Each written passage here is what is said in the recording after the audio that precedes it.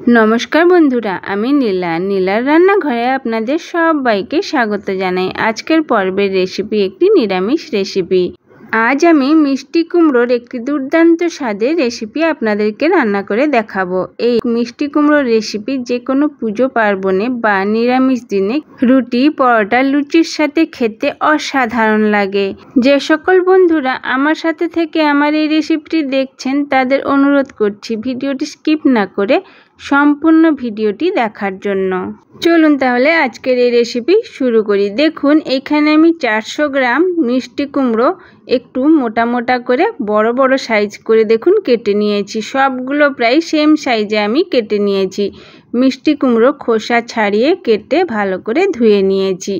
আর দেখুন এই রেসিপিতে দেওয়ার জন্য নিয়েছি 3টে মিডিয়াম সাইজের আলু, খোসা ছাড়িয়ে ডোমো ডোমো করে কেটে নিয়েছি। বেশি বড় সাইজে করিনি, মিডিয়াম সাইজে দেখুন আলুগুলো কেটে নিয়েছি। সবগুলো প্রায় একই সাইজে দেখুন আলুগুলো কেটে ভালো করে ধুয়ে নিয়েছি। এবার আমি মশলা রেডি করে নেব। মশলা করার জন্য দেখুন এখানে মিক্সির জার নিয়েছি। মিক্সি জারে প্রথমে দিয়ে দিচ্ছি 1/2 ইঞ্চি পরিমাণ আদা, ছোট ছোট টুকরো করে কেটে নিয়েছি। আর দেখুন দিয়ে দিচ্ছি 3 চামচ পরিমাণ নারকেল, কোরানো নারকেল। দেখুন মিক্সি জারে অ্যাড করে দিলাম। এবার আমি দিয়ে দেব 1 চামচের থেকেও একটু কম পরিমাণে জিরে, গোটা জিরে। আর দিয়ে দিচ্ছি 1/2 চামচ পরিমাণ গোটা ধনে। এবার পরিমাণ মতো জল দিয়ে আমি একটি ফাইন পেস্ট রেডি করে নেব। খুব মিহি করেই দেখুন আমি পেস্টটি রেডি করে নেব। মিক্সি জারে ঢাকা লাগিয়ে দিলাম। আমাদের পেস্টটি কিন্তু রেডি হয়ে গেছে। মিক্সি জারে একটু সময় দিয়ে খুব মিহি করে পেস্টটি কিন্তু রেডি করে নিতে হবে। এবার আমি পেস্টটি সাইডে রেখে যাব রান্নার প্রসেসে। এবার দেখুন গ্যাসে আমি কড়াই বসিয়ে দিয়েছি। কড়াইতে দিয়ে দিচ্ছি পরিমাণ মতো সর্ষের তেল। আমি এই রেসিপিটি সর্ষের তেলে রান্না করব। আপনারা যদি সাদা তেলে রান্না করতে চান অবশ্যই করতে পারেন। গ্যাসের ফ্লেম হাই রেখে তেল খুব ভালো করে গরম করে নিতে হবে। দেখুন তেল খুব ভালো করে গরম হয়ে গেছে। এবার গরম তেলে আমি এক এক করে সবগুলো কেটে রাখা কুমড়ো অ্যাড করে দিচ্ছি ভেজে নেওয়ার জন্য। আমি এখানে লবণ বা হলুদ অ্যাড করব না। লবণ দিলে কুমড়ো থেকে জল ছেড়ে যাবে আর কুমড়ো ভাজা হবে না, গলে যাবে। তাই এখানে হলুদ বা লবণ ইউজ করা যাবে না। বিনা হলুদ আর লবণে খুব ভালো করে ভেজে নিতে হবে, লাল লাল করে ভেজে নিতে হবে। যারা যারা আমার এই রেসিপিটি দেখছেন তাদের অসংখ্য ধন্যবাদ। সম্পূর্ণ রেসিপিটি দেখে আমার পাশে থাকার অনুরোধ রইল। দেখুন কুমড়োগুলো খুব ভালো করে আমি ভেজে নিয়েছি। এবার আমি একটি হাতা দিয়ে ভেজে নেওয়া কুমড়োগুলো তুলে একটি বাটিতে রেখে দিচ্ছি। দেখুন সবগুলো কুমড়ো তুলে নিয়েছি। এবার এই তেলেই অ্যাড করে দেব আলু, কেটে রাখা আলু আমি প্রায় 3 মিনিটের মতো ভেজে নেব। দেখুন আলু ভাজার সময় আমি 1/2 চামচ পরিমাণ লবণ দিলাম।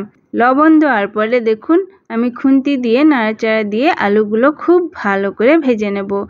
কুমড়োর মতোই লাল লাল করে ভেজে নেব। যে সকল নতুন বন্ধুরা এখনো অবধি আমার চ্যানেলটি সাবস্ক্রাইব করেননি দয়া করে আমার চ্যানেলটি সাবস্ক্রাইব করে আমার পাশে থাকবেন, লাইক ও শেয়ারও করবেন আর কমেন্ট করে জানাবেন আমার এই রেসিপি কেমন লাগলো। দেখুন আলু ভাজাও আমার কমপ্লিট হয়ে গেছে। এবার আমি আলুগুলো তুলে সেই বাটিতেই রেখে দিচ্ছি। এক এক করে দেখুন সবগুলো আলু কড়াই থেকে তুলে নিলাম। এই তেলেই আমি রান্না করে নেব।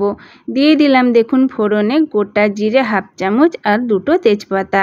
হালকা একটু ভেজে নেব নেড়ে চেড়ে। এই সময় কিন্তু গ্যাসের ফ্লেম লো করে দিতে হবে, একেবারে লো। দেখুন ভাজা কমপ্লিট। এবার আমি দিয়ে দিচ্ছি মিক্সি জারে রেডি করা মশলার পেস্ট অ্যাড করার সময় সব সময় লক্ষ্য রাখবেন গ্যাসের ফ্লেম লো রাখা। মিক্সির জার ধুয়ে 1/2 কাপ পরিমাণ জল অ্যাড করার পরে দেখুন দিয়ে দিচ্ছি গুঁড়ো মশলা। প্রথমে কালারের জন্য দিয়ে দিয়েছি 1/2 চামচ হলুদের গুঁড়ো, কাশ্মীরি লঙ্কার গুঁড়ো 1 চামচ আর দিয়ে দিলাম শুকনো লঙ্কার গুঁড়ো 1/2 চামচ আর দিয়ে দিচ্ছি দেখুন স্বাদ মতো লবণ। আমি এখানে 1/2 চামচ লবণ অ্যাড করেছি। আলু ভাজার সময় 1/2 চামচ দিয়েছিলাম, এবার আমি 1/2 চামচ দিয়েছি। এবার দেখুন খুব ভালো করে সব মশলা একসাথে মিশিয়ে নিচ্ছি আর আমি এই মশলা খুব ভালো করে কষিয়ে নেব। একটু সময় দিয়ে মশলা খুব ভালো করে কষিয়ে নিতে হবে। মশলা কষানোর সময় প্রথমের দিকে হাই ফ্লেম রাখতে হবে, পরে লো টু মিডিয়াম ফ্লেমে ভালো করে মশলা কষিয়ে নিতে হবে। মশলা যত ভালো করে কষানো হবে যে কোনো তরকারির স্বাদ কিন্তু দুর্দান্ত হবে। একটু সময় দিয়ে তাই মশলা খুব ভালো করে কষিয়ে নিতে হবে। দেখুন আমাদের মশলা কিন্তু অনেকটাই কষে এসছে, দেখেই বুঝতে পারছেন। মশলা থেকে তেল ছাড়া অবধি দেখুন আমি খুব ভালো করে কষিয়ে নিয়েছি।